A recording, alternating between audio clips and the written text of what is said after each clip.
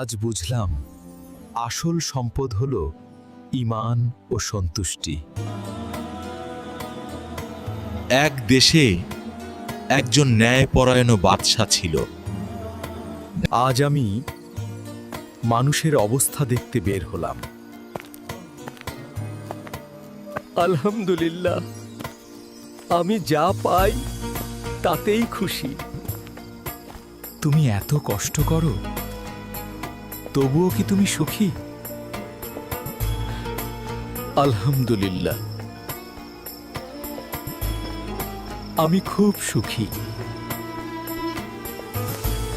কিন্তু তোমার তো কিছুই নেই।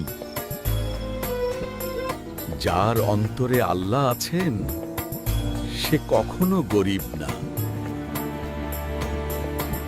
আজ বুঝলাম আসল সম্পদ হল ঈমান ও সন্তুষ্টি।